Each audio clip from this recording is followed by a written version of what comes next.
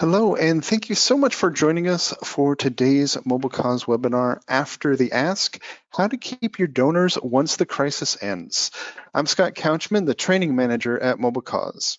Now, your nonprofit has been hard at work dealing with the COVID-19 crisis, fundraising, bringing in new donors.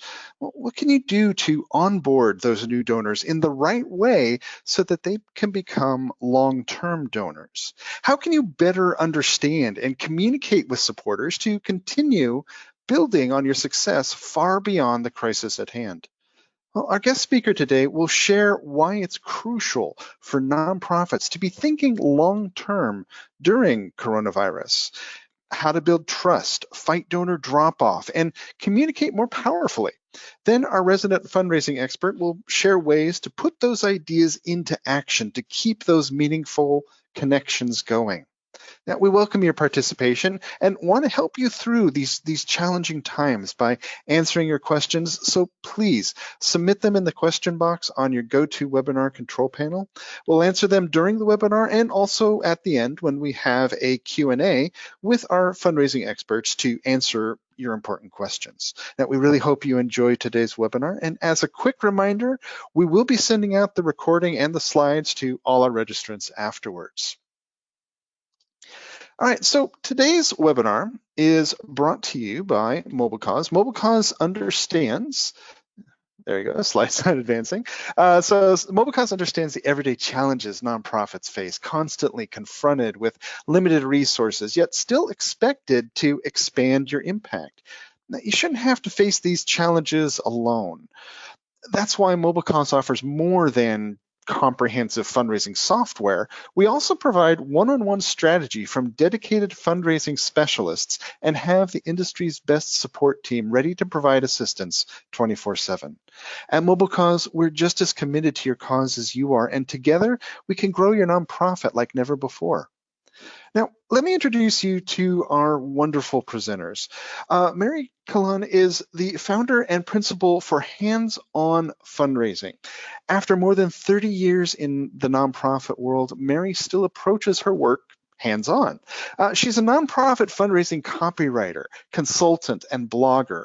Mary has worked for both arts and community-based organizations and has consulted with a variety of nonprofits. She helps build successful fundraising programs by focusing on great communications, thoughtful planning, and strong donor relationships.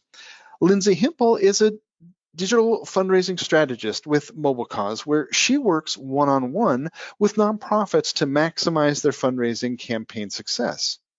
She creates and sets up campaigns, provides fundraising and donor engagement strategies, and creates supportive communication and promotional tools. Lindsay's work has enabled hundreds of MobileCause customers to successfully accelerate and increase their fundraising and engagement efforts. Now, today we've got a great agenda for you, filled with insightful strategies and takeaways. And first, we're going to hear from Mary on how to fight donor attrition long-term and what you should and should not be doing in your messaging. And then we'll dive into the tools and strategies you need to understand your donors and build loyalty through virtual communications. All right, now before we begin our discussion on After the Ask, how to keep your donors once the crisis ends, we do have a quick poll question for everyone. So let me go ahead and launch that poll. There we go. Should be on screen here. So the question is, have you modified your donor communications in response to COVID-19, and you can check all that apply. And we have the choices of no changes, increased communication frequency, reduced communication frequency, adopted new communication channels, or other. So let's see those answers coming in.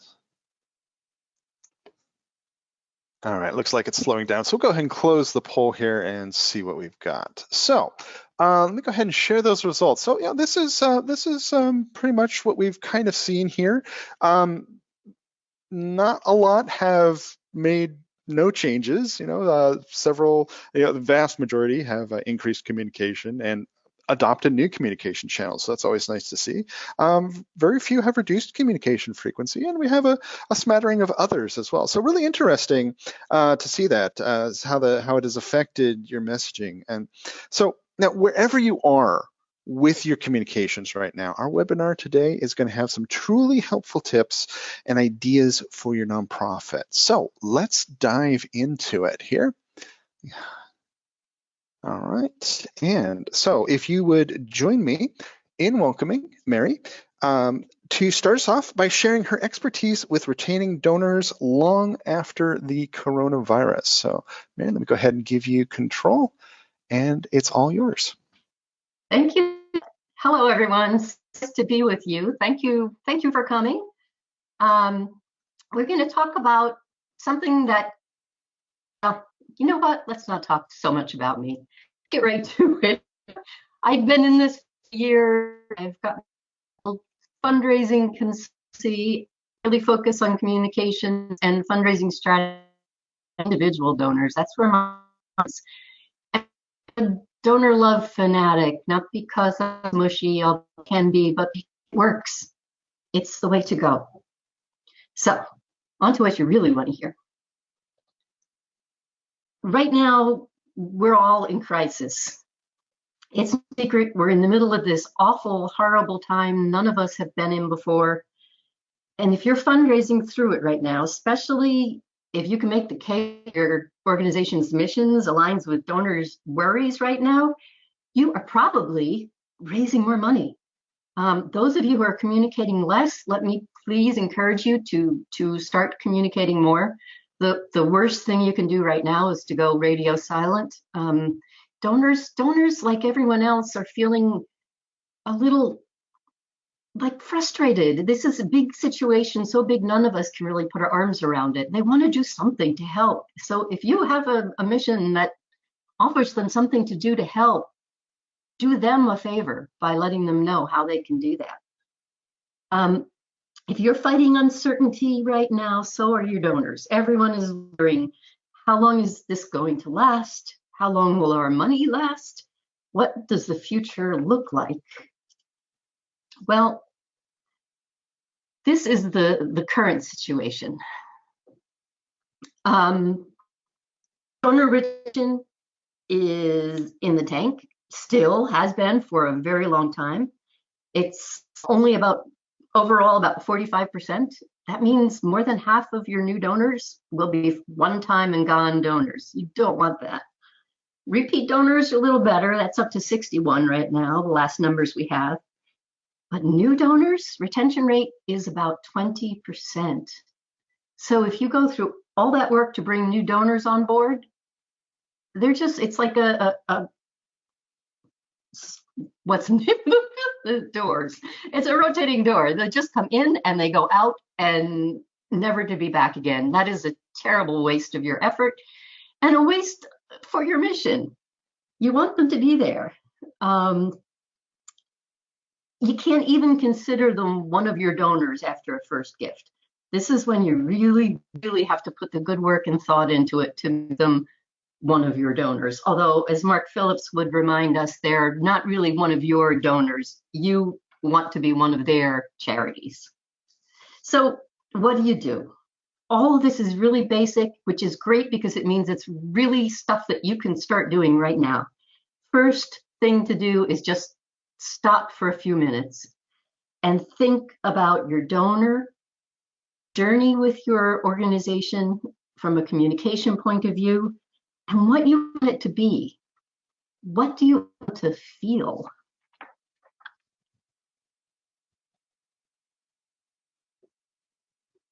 Without a plan, you're simply guessing day by day and making up as you go, and you do not want that to be the situation. You've got to think it through and then systematize it.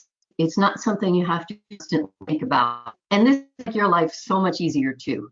So think about it, create a solid plan, and the plan just happens. The first thing you need to think about when you're making that plan is get serious about keeping donors. It's a mindset change. You have to think about donors as people, not just their dollars, and you have to think about what you can do to keep them around. You have to commit as a fundraiser, but also your whole organization needs to commit to this. And this is often a problem with organizations. You've probably heard of the phrase culture of philanthropy thrown around. This is where it really, really matters. Fundraising shouldn't be locked in a closet and just the finance office comes around to collect money. Fundraising is a mindset, and everyone in your organization should have a mindset of valuing donors and wanting to keep them with you. You can't have it siloed like that. It's just too hard to make it work that way. Build that culture of philanthropy so that everyone from the person who answers the phones to volunteers to your program staff, everyone understands how important it is to have these people who've agreed to share your mission by helping to fund it. A wise friend once said to me, chase donors, not dollars. And while we're often judged on our work by the number of dollars that come in the door, we really should be thinking in terms of relationships and building those, bringing donors along where they're next, where we want them to go next, what they need from us to feel engaged and important to us. Think about the people and the money will follow. But the other way around, you're likely to have those one-time donors go. People want to be loved for themselves. Think about you. You want love because you've done something wonderful, because you got a check or clicked a button. You really ought to be looking at and relationships and about that long term. So, where do you start? Start with, let's see. You have an emergency campaign. You brought in new donors and lots of dollars. What now? What do you do to keep them around? You make a plan. You work on changing and bolstering the organization culture, and you value your donors. Then you start with, who are your donors? What do you know about them? Who are the people who support your cause? You might not know all your donors personally. If you have lots of donors, you probably do not. But you probably know more about them than you think you do. How do they interact with you? What channels?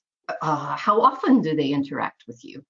Are they active on social media? Are they the ones who are always liking something? You can look at all these kind of statistics. Do they respond by mail or email? Are they people who like to call you and ask you questions? How do they see you? How do they interact with you? What kind of relationship do they want for you? You can also look at how they first kind of raised their hand and showed some interest. And this might not be a gift. It might be something, a comment on social media. It might be volunteering. It might be just any little thing that just brings them into your horizon there. Think about and make notes of all of these little things. And when you put them all together, you'll start getting a picture of who each donor is, but also in congregate, who your donors are and what they care about. Think about whether donors or each donor gives it a particular time of year. I know here in Connecticut, there is this, I noticed donors would give on the exact same day every year. It's a characteristic of these Connecticut Yankee kind of people that they had it down and they knew exactly what they were going to do on October 11th every year. But think about every little detail that you can find about them and use it. This is when a really good donor management system makes a huge difference. We can't keep all of this information on index cards anymore and then be able to cross-reference them to come up with information that you can use about your donors. But do commit to being a detective. And then take all that information and create donor segments. This is where you move from detective work to putting it into action. Everything you have that you know can inform how you communicate with your donors. and each donor is different. So this is when you can be, there's the usual things that we talk about, recency, frequency, and amount, and those are all really important too. But you can be creative and go beyond this, and it may be very connected to your mission. Are there certain aspects of what you do that a group of donors is definitely more interested in than another? Make sure you note that. This is all information you can weave into your communications, into your timing and your strategy. All of it matters because all of it is what you use to say to your donor, we know who you are and we value you. Belonging to a group. We value you says you are part of us. And this is really, I'm amazed at how many even large organizations with huge resources, this part of it. Belonging is powerful, and donors don't want to be just your funder. They want to be part of your work. So do everything you can to help them feel part of your work. There are all kinds of psychological triggers you can use when you're communicating, but doing everything you can to make people belong is a really powerful way to pull them closer to you, to make them feel like your problems are their problems and that they actually can change something, make something better. Make the process reciprocal. They need to see themselves as a good person. So they send you money. In return, make sure you're sending them the message that you know they're great people and they did something really important and you really value that. You're part of the family now. It's a powerful way to strengthen all of your messages, is to keep this in mind. Personalization. This goes beyond just getting names right, although so often even just that very basic level of personalization isn't right. Be absolutely persnickety about your data. Get stuff right. The worst thing you can do is try to tell someone how important they are to you while you've gotten their name entirely wrong. It's a way to say, I see you. It's a way to say, I understand you're a unique individual person and you have desires to make a better world, and together we're going to partner to do that. So get all those little data points correct. I'll tell you, I worked at one organization for nearly 12 years. And once I left, I continued to give. And it was 12 years is a long time in this field. This was a really important place to me. Every time a new development director was hired and they didn't know the database, they didn't know their donors, my salutation would go back to Ms. Kalan. Nothing says we don't recognize that you spent 12 years of your life building our program, the same one that I've now taken over, than calling me Ms. Kalan. But I could tell every time someone new joined because I went right back to being a stranger. You don't want your donors to feel like strangers.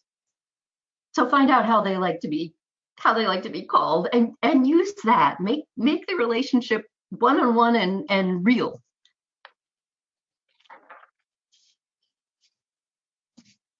Thank you is another one of those things that if you're a small organization, this could be where you really shine. So often thank yous are sort of pro forma, done, and okay, we got that covered. Thank you should be less of a mailing or an email and more of a process in a relationship, more of just imbue it in everything you do with these donors. It matters so much to do this well. You want them to feel like you're saying, we care about you as much as you care about what we do. So lose the inhuman kind of stuff. On behalf of the board of directors, do you care as a donor what their board of directors thinks? Or do you even know who their board of directors is? No, you don't care. You want to know that you mattered. So make it one-to-one. Let them know how much it meant. Let them know what their gift is going to do and make sure that is exactly what you asked them to do. So make that connection. You're not reporting back quite yet because you've just got the gift, but let them know again, underline that. That builds trust. That tells them that I gave them this money, they're going to do exactly what I thought they were going to do with it. And let them know how important they are over and over and over again through this. You can also use this to answer some of the questions you might have, such as the one I mentioned before. How would you like to be addressed? Put it in the body of the letter. Ask them in the thank you letter. This is what we have in our records. Is this what you prefer? It's making that more of a two-way conversation. You can also use the thank you to let them know when they're going to hear from you again. Again, that's building the expectation that this wasn't a one-shot deal, that this is the beginning of something that's going to continue.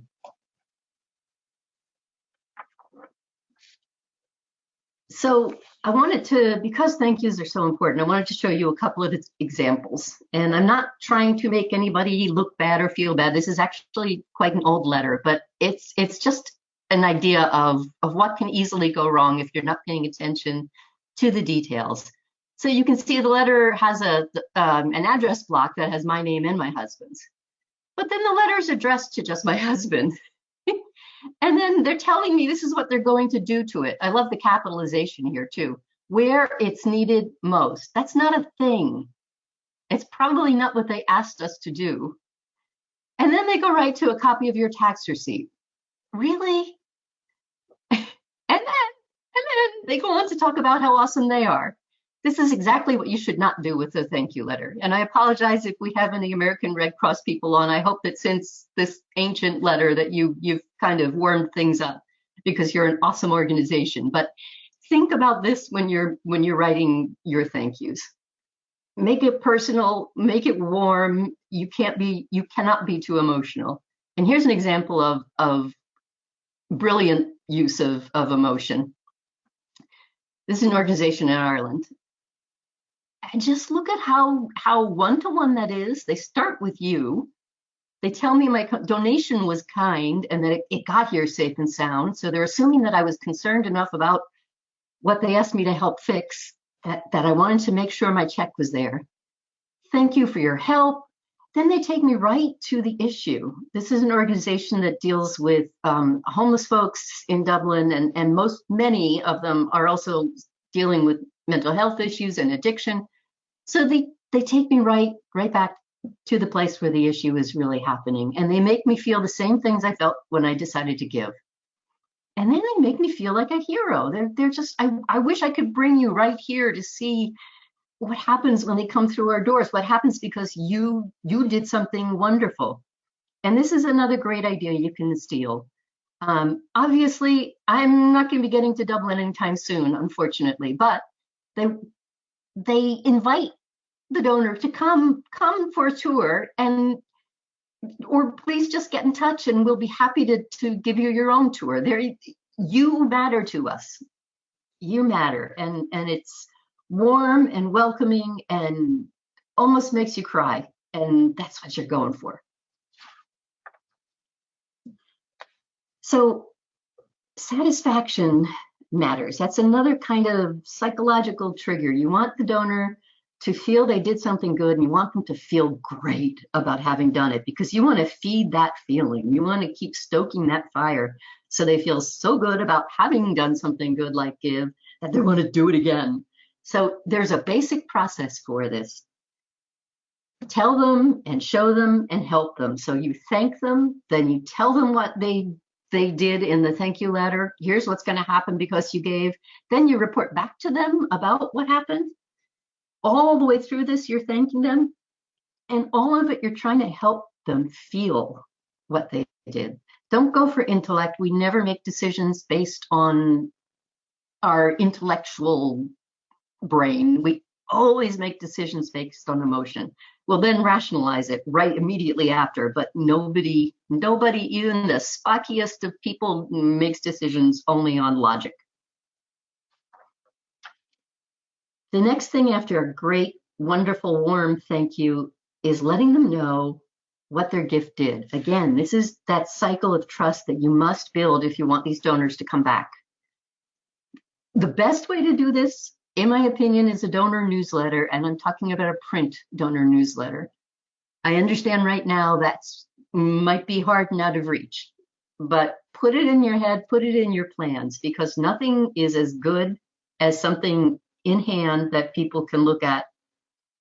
Reading it in an email doesn't have quite the same punch, and sending them a PDF definitely doesn't have the same feeling. There's something connected to our sense of touch with our empathy. There's a study done where they sent out little pieces of sandpaper or emery board, and the people who got the emery board gave much more money. There is something in the way we're made, and thank goodness, that sense of touch, that holding a piece of paper and reading stories affects us much more that way.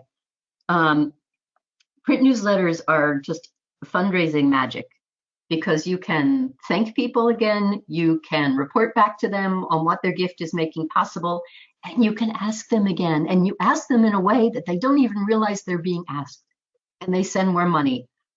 Oftentimes, newsletters perform as well or better than appeals. So when you're weighing that in your planning for your communication schedule, remember that if these are done right, they won't just be a cost. They will probably bring in more revenue than they cost. If you can't right now, though, and I know we're all sitting behind computers these days and we can't get into the office and it's crazy town, I would suggest doing it with email, but not in one big long email. Break the stories that you would have included in a print newsletter up into one story at a time and send it over as a series. Here's an update on what your gift. So here's another story about what your gift made possible. You can continue those through several weeks. A newsletter may have 4 to 5 stories. Keep them at a time in bite-sized pieces. The other way you need to work on really getting to know your donors and bringing them close to you is asking for feedback. And this is, do you remember when I was talking about getting my salutation right? If they had asked, actually, I told them many times, and then we had a new development director and a miss, but if they'd asked, they'd know. And if they're keeping good records about what they would have known. I can go of your mission that people care about, your experience giving. Something you should think about building in every step of the way. How can you automate some of this? You know, maybe it's asking donors after they've been online about how easy that process was or confusing. That'll maximize your donation forms. It could be what they think about your mission and what matters most to them about it. That can help you direct your communications to where they are, not where you are. Every step of the way, think about how you can build that in. Feedback also says, we actually care what you think. We're interested in you beyond your dollars. We're working you as a partner, and we want to hear what you have to say. One small feedback, if you get people calling or writing with negative comments for you, don't toss them off. They're signaling to you that they care enough, a lot, to call you, to write. So respond to them right away, respond with warmth and thanks for giving you some great feedback. Those are already people who are really invested in you. So don't turn them away. Think about the kind of information. There's info, and there's info that will be useful for you to know that maybe isn't so great. You're not going to ask people to tell you their net worth, although you might love to know that. But you will love to know what their main interests are. And the best question is, what spurred you to make this gift? Why did we matter to you? You could give all over the place. Why us? It's a great question in person with donors, but it's a great question to think about how can you get that question out to them, maybe in a welcome package. And the answers you get will be revelatory.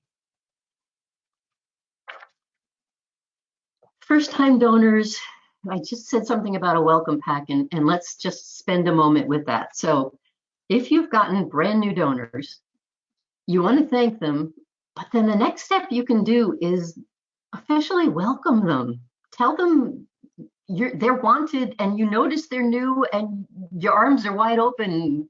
You want to hug them. You can do a print welcome pack, and it's really not that hard to put something like that together. If you've got print newsletters you started doing, send them the most recent one. Put a little sticky on it and tell them what it was. This is our most recent. We wanted you to know, catch you up on where things are. A really warm welcome letter.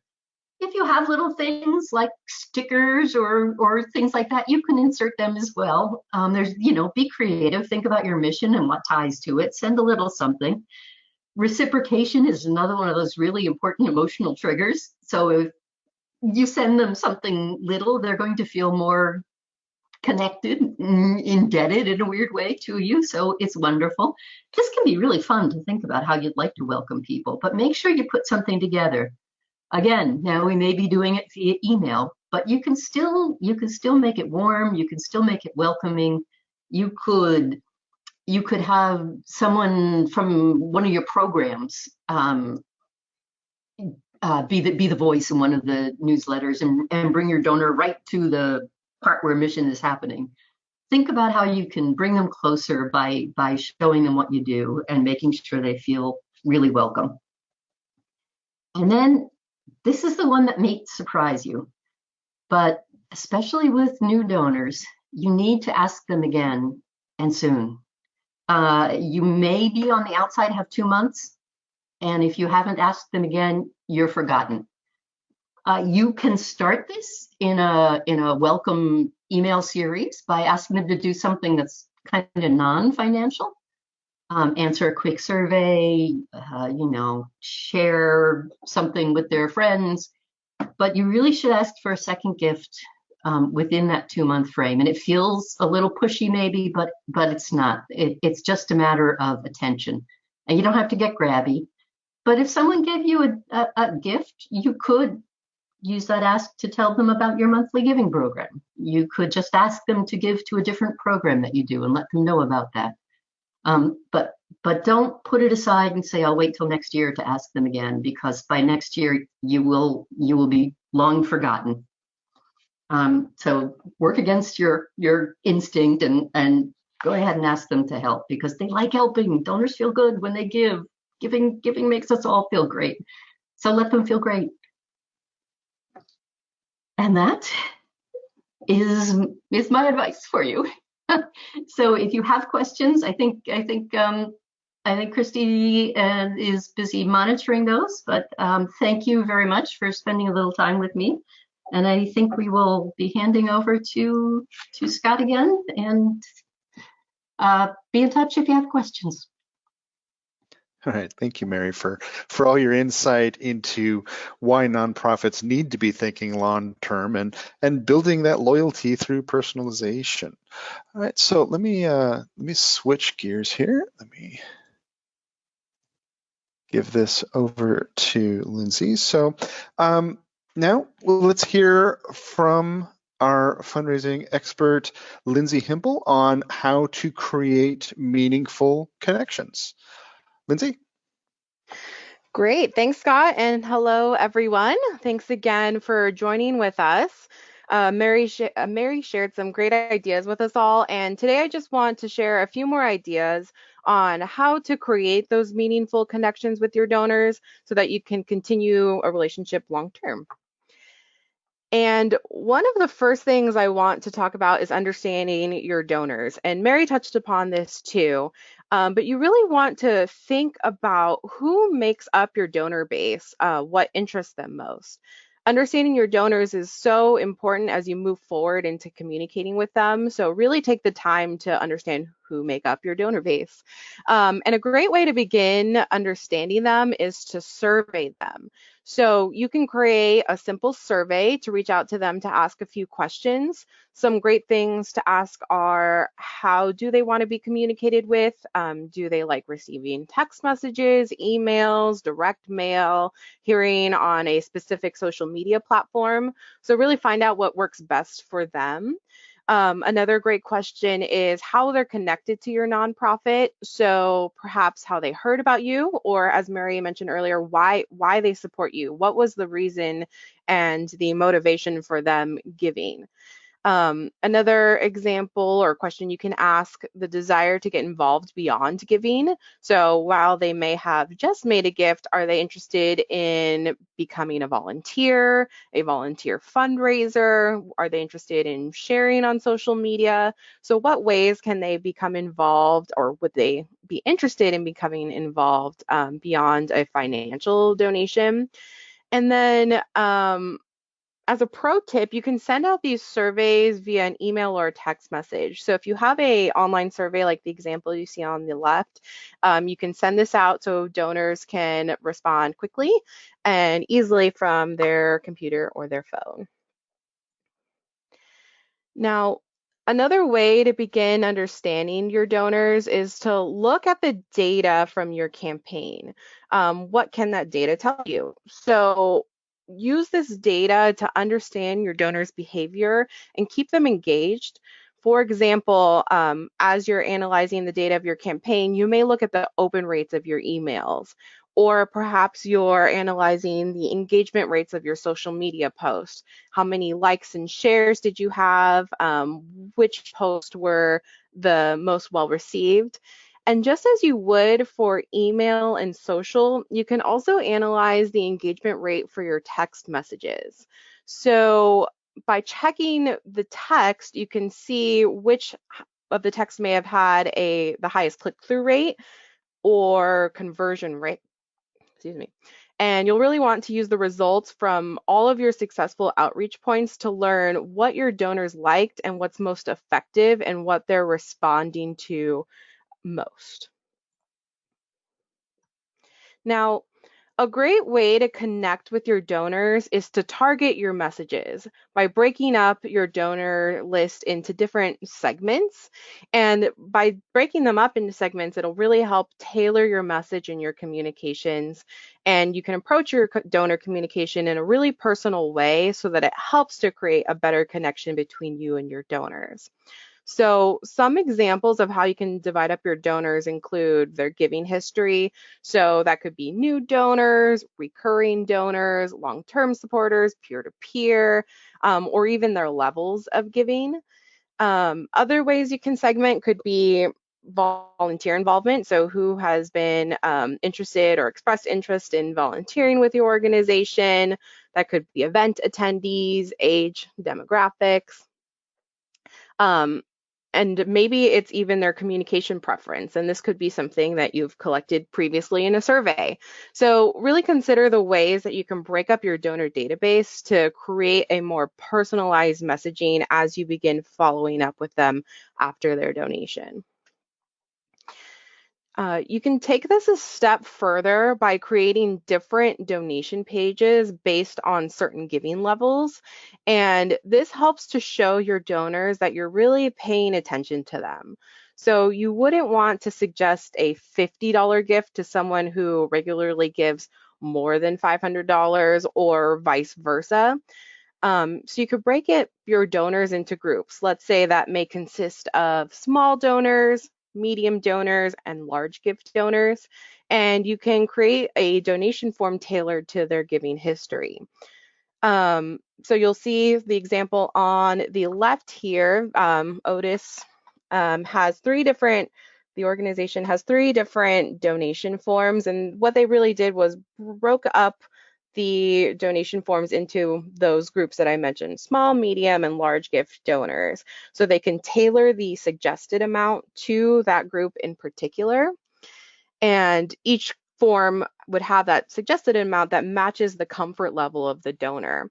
And with this, you're really, again, telling donors that you're paying attention to what they're how they're responding to your organization, but you could also potentially increase the average gift per group by suggesting amounts that they feel comfortable with that may be slightly higher than the average donation in that group. So an added bonus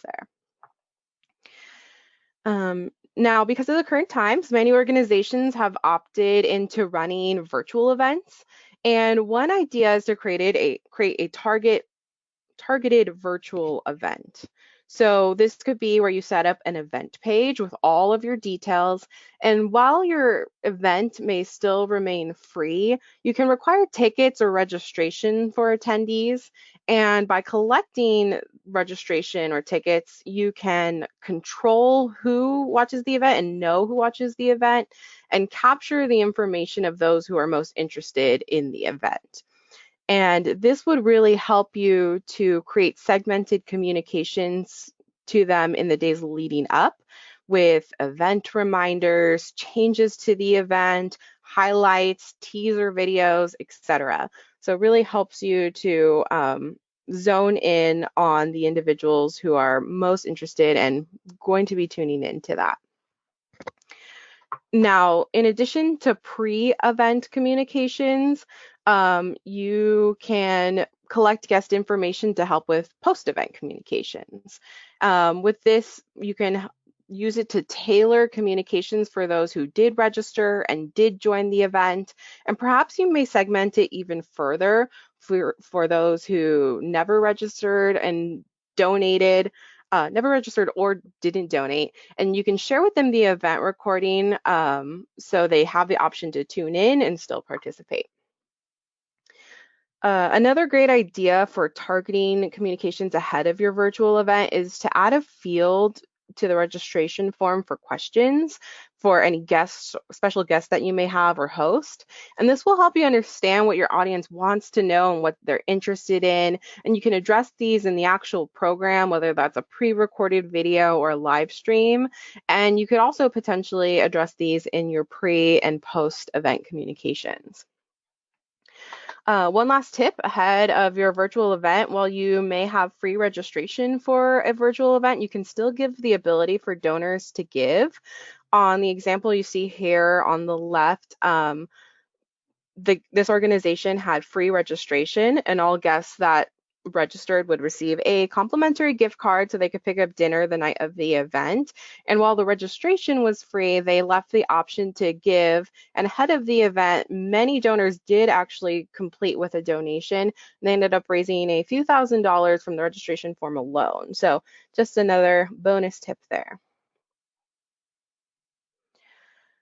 Another way to think about targeted messaging, you can consider holding custom live streams for specific donor groups. For example, you can throw a welcome party live stream for new donors. So Mary mentioned earlier that welcome packet. This could be the virtual version of that welcome packet, where you can make new donors really feel welcome to your organization, let them know that you're paying attention and are appreciative of their recent gift. You can also break out into a what's new live stream for established donors to give them an update on what's happening with your organization, or perhaps a members only live stream for donors in monthly membership programs. And that could be actual members that you may have signed up previously, or maybe that's a recurring donor that you're reaching out to. And right now really is a great time to throw virtual events like these. Many people are tuning in to these virtual events, and it gives your organization the opportunity to really celebrate the supporters of your organization in a fun and unique way. Now, one way you can communicate with your targeted groups is through text messages. And a lot of organizations don't consider text because they find it to be a very personal channel of communication and may feel that it's too intrusive to their donors. However, it's because it's such a personal channel that you really should be using it.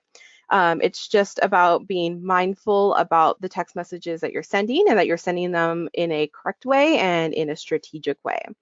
So one best practice is to send personalized messages wherever possible. So just like you would send out a personalized email or personalized letter, you can send out a personalized text message, and you'll always want to include the name where possible inside the text message so that you're building that personal rapport with your donors. from the statistic here, we see 59% of donors said that they'd give up to 10% more for a more personalized experience. So a personalized text message really is a great way to incorporate that and keep up your personalized messaging to your donors. And while text messages are a great way to share out fundraising, you can use text messaging year round to stay in touch with your donor database and really let them know what their dollars and their gifts are going towards. Success stories and campaign updates really make for great text message content, especially when you can follow up with a donor and let them know updates about the specific impact of their gift within a specific campaign. And like I mentioned before, not all of your messages should be appeals. So some other great ideas for text messages and the content you can send out include milestones for your nonprofit, any milestones that you've reached, updates on beneficiaries, so direct testimonies, success stories, updates on any stories you've already sent out. So that's a great way to send out content to your to your donors. Words of encouragement is another idea, and any content that your organization shares out that really is sharing your mission and action. From a strategic perspective, you want to send several meaningful messages before asking for a gift. And this really is a great opportunity to connect with your donors and continue building on that relationship. Text messages are really a great way to make sure your content is getting sent out and is being read by your constituent base. 98% of text messages are read. I joke around all the time. I don't even know how to delete a text message without reading it first. So I always read every text I get. And importantly, also 90% of texts are read within the first 3 minutes of being sent. So text messaging really is a way to ensure you're connecting with your donors quickly and directly. And I think it's also a really great complement to all of the other layers of communication you're sending out for email, social, and any direct mail as well. Now, moving on to storytelling. Storytelling is such an important part of the fundraising process because it helps you connect emotionally with your donors. And video storytelling is a great way to share your message. When you're thinking about video storytelling, be sure to nail the basics. So tell your story and come from the heart. You don't necessarily need to worry about being slick or super professional within a video. The most important part is that you're really getting to the message while being heartfelt and genuine about what you're sharing. And we have a few great blog posts on easy ways to maximize your storytelling, so be sure to check those out. And the great thing about videos is that they can be easily shared in multiple different ways. You can add them to an event page. So like the example you see on the left, you can add a video to an event page like this, where it really allows your organization to highlight the storytelling, whether that's a pre-recorded video or a video that's being live streamed. Your supporters have the opportunity to tune in immediately from that page. And on that page, they'll also have multiple ways for you to interact with your organization, whether that's through donating, learning more, seeing available sponsorships, whatever you may be including as different calls to action for the campaign. You can also share videos in many other ways on social media, sending in any email updates or linking to a video in a text message. So video is a great way to share your organization's storytelling in a compelling way. A great way to continue that storytelling is by showcasing your impact. So defining the impact clearly to donors really helps to build trust. So wherever possible, break down that impact with the tangible outcome. Some questions to consider answering for your supporters would be, what does a $10 gift go towards? $25 or $100? What does how does someone's gift make a difference? Sorry. How will reaching your entire goal make a difference for your beneficiaries? When will that happen? How have past gifts already made a difference? So you can ask lots of questions to answer for your donors so they really know what the impact of their gift is. You can also consider highlighting a beneficiary success story so that donors can see that your mission is already in action and have that tangible proof. From the statistic we see, almost 50% of donors are concerned with how nonprofits use their donations. So by being honest and transparent with your donors right from the beginning really helps to build that trust and an even better donor relationship. Now, you can continue your storytelling and drive additional gifts through your fundraising in a few different ways. One of these is to have an event page with a mission statement and a strong call to action.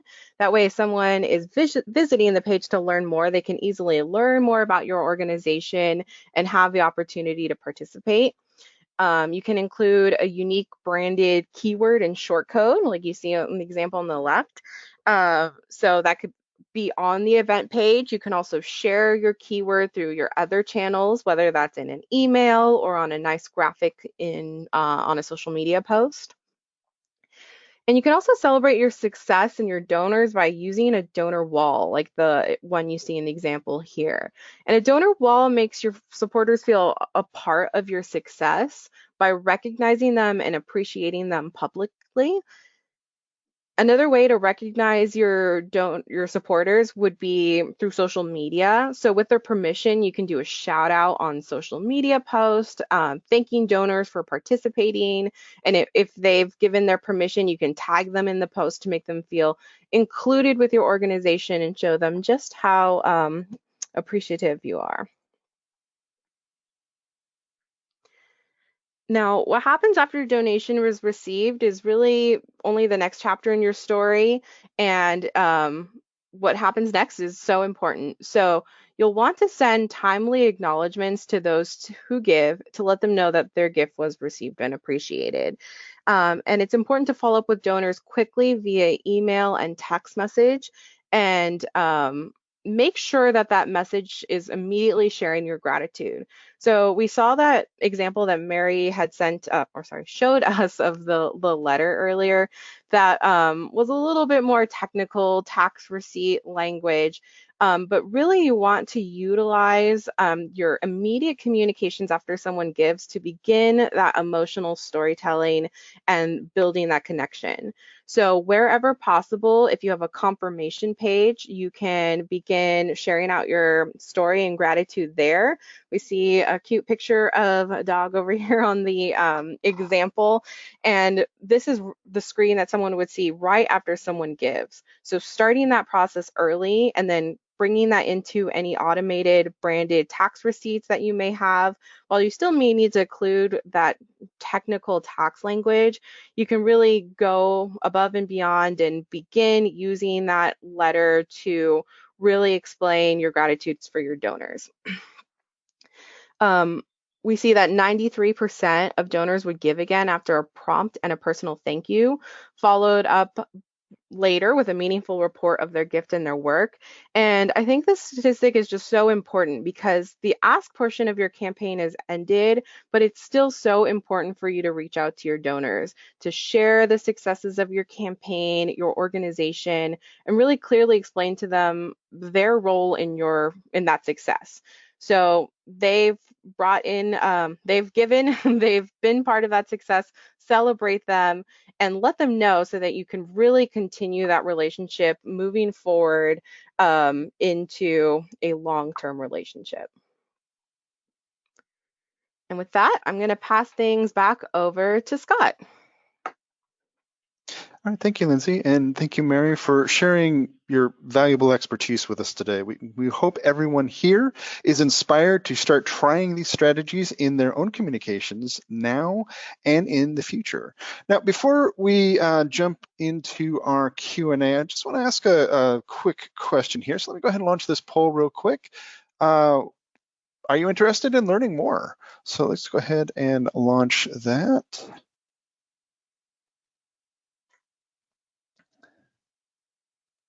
All right, looks like it's taking its time here.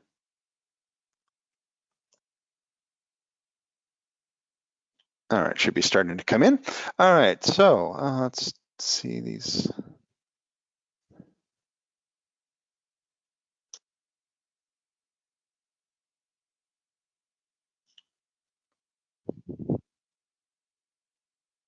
All right, looks like we're slowing down a little bit. We'll give it another couple of seconds and we'll go ahead and close this up.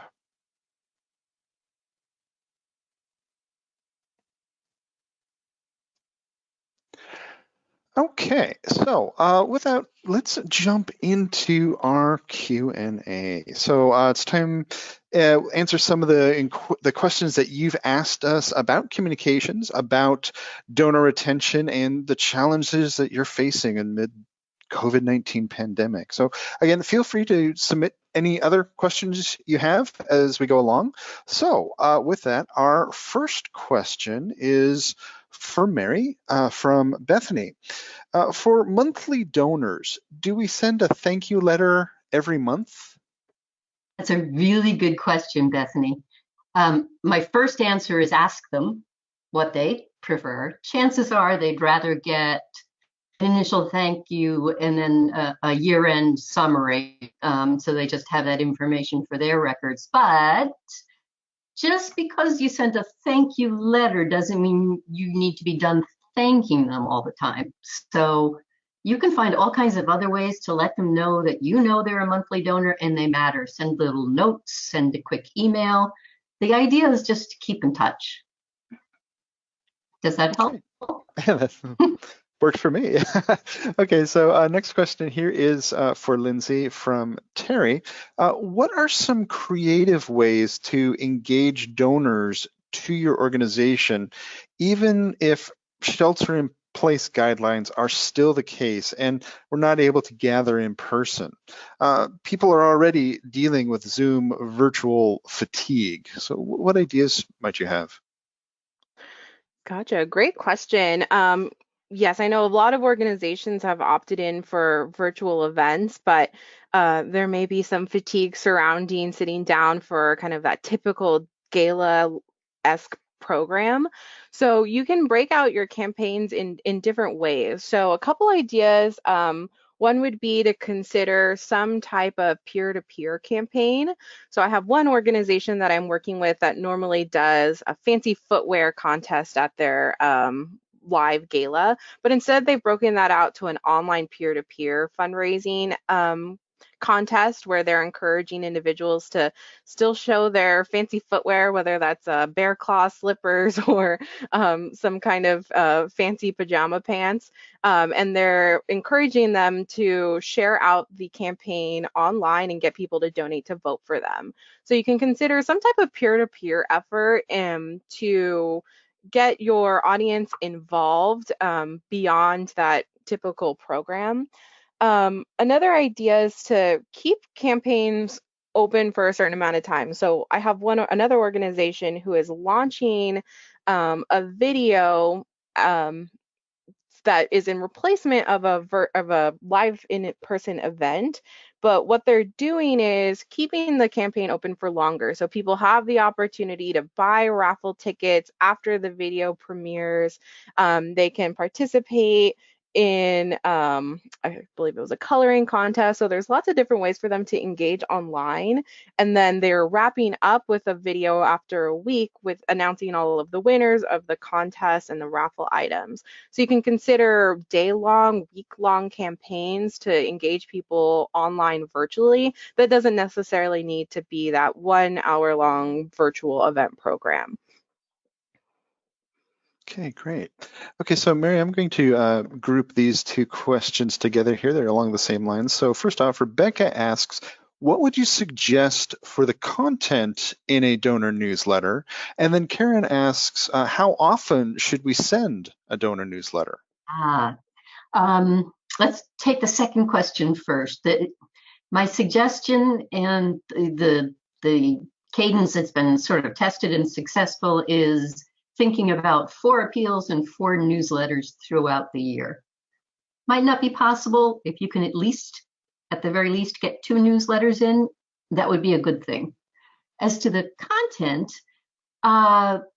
you want to be focused on thanking donors and showing them your mission. So this is a great chance to sort of pull the curtain aside and show them what happened because they gave. Go right to the program staff. You need a great relationship with them. Get stories of the mission in action because they gave. You can also do a donor or volunteer profile. You can tell them about a new program that's happening, and that's where you can insert maybe another gentle ask in there. Anything that donors would love to hear about because they gave, here's what's happening. So collect these stories and images. There's a ton more detail about donor newsletters. You actually don't need a ton of copy to fill them out. 3-4 stories, maybe 5 really short, and each of them could be like 300 words. We're not talking a big newspaper, so don't be intimidated by that. Okay, great. I know we're at the top of the hour. I got a couple more good questions I really want to get to. So next question for Mary, is this a good time for capital campaigns, or should those be put on pause for now during the COVID-19 crisis?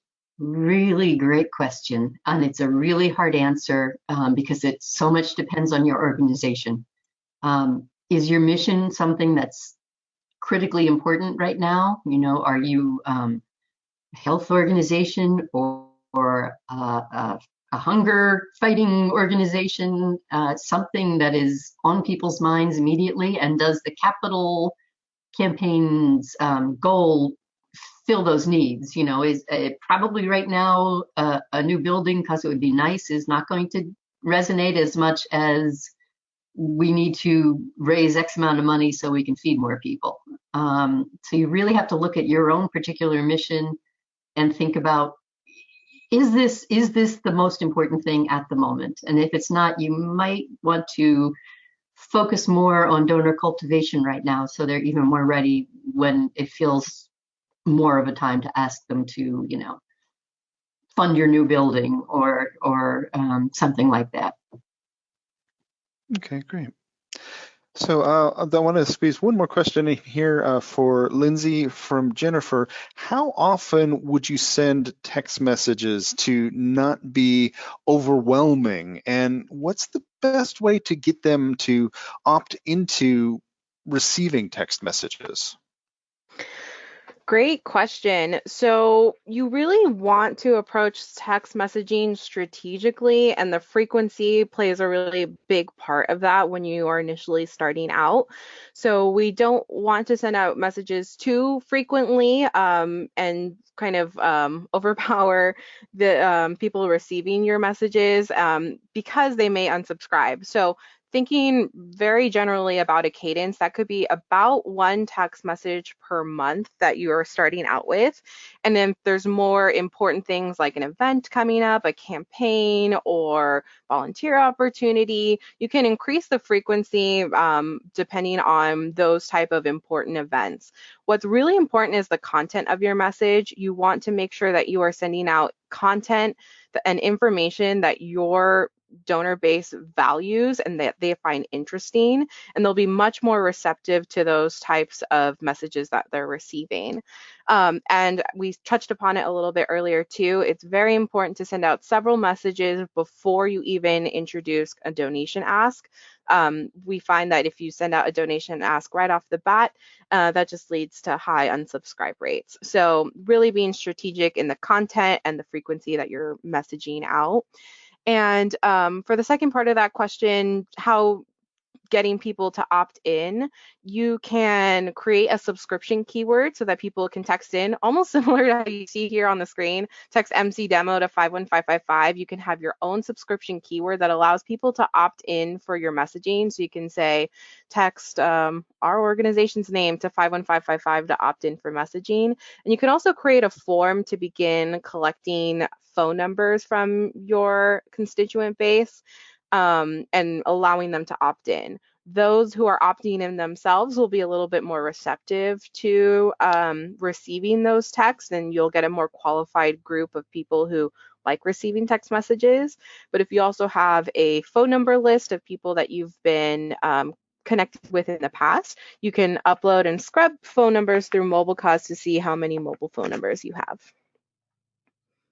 Okay, great. Well, we're a little after the hour, so want to draw our Q&A to a close. But before we leave, if you're interested in discovering how MobileCause can help maximize your fundraising efforts so that you can raise more with less time and effort, or if you would like to schedule a personalized one-on-one demo to see how MobileCause can help grow your nonprofit, please fill out our post-webinar survey.